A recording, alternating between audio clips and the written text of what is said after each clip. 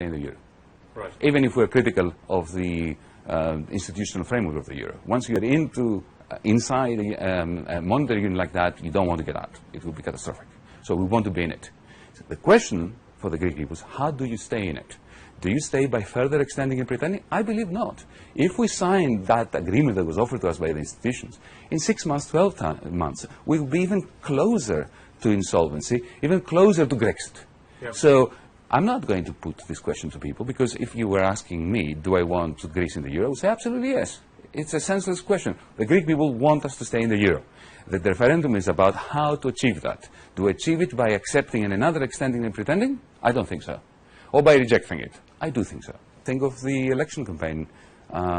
Think of all the conservative parties and centrist parties that campaigned against us from across Europe. Mr. Rajoy, the Spanish Prime Minister, came here and campaigned in favor of the sitting government at the time. Look at what the German press, the French press was writing at the time. They just didn't like the idea of our government. Not so much because we're left-wing government, because left-right means nothing these days. This is a question of, do we challenge the established logic, which in our view is irrational, that you need to impose the greatest austerity on the most recessionary economy. And they don't like the idea that we're going to challenge that, that supposed logic. I think they trust us to do what we say we will do. And they can see that with the referendum. They don't like what we're doing, which is to challenge a logic that has failed. Look, nobody likes to be told they were wrong. So imagine now we have the three largest institutions in the world, the IMF, the European Commission, the European Central Bank. They've been imposing upon this country a certain program of reforms, of fiscal policy, which is the greatest failure in economic history in the world. Yep. Right? They don't like to hear that. They want to pretend that it is the reason why we're in trouble is because we were elected and there was a program that was working. It wasn't working. That's why we were elected. Yep. And that it's all the fault of the Greek government. It isn't. It's about time they come clean on their failures. So Greece will be in Chapter 11? Well, we've been in Chapter 11 since 2010. Why are we in this mess? Because we were insolvent then. The problem was that nobody wanted to admit to it. And they treated the problem of insolvency as if it were a problem of illiquidity. And you know what we're saying?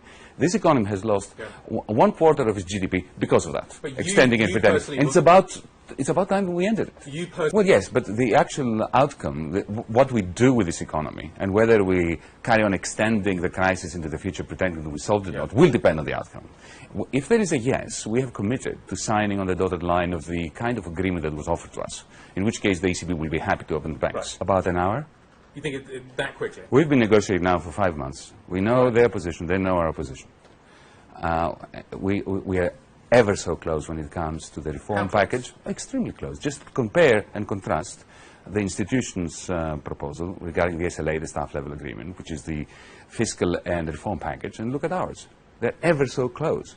What is not close is the general framework of funding and debt restructuring in which this has to be embedded to make it viable. They wanted us to sign on the dotted line of a non-viable, from a funding perspective, from a debt sustainability perspective, agreement of reforms, and very harsh reforms for us, because we don't consider them to be proper reforms. We consider them to be yet another version of austerity. But we were prepared for the sake of reaching an agreement to sign it.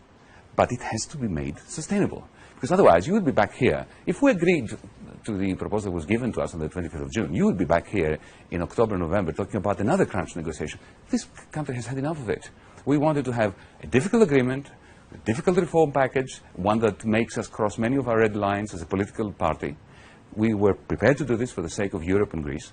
But at least tell us, is this going to be the end of this negotiating under conditions of crisis? So the answer is no, because they have absolutely no credible funding and debt restructuring proposal to come along with it.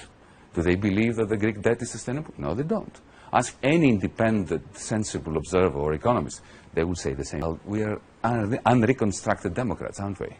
We said that we're going to take this to the Greek people, and if the Greek people say yes to this particular...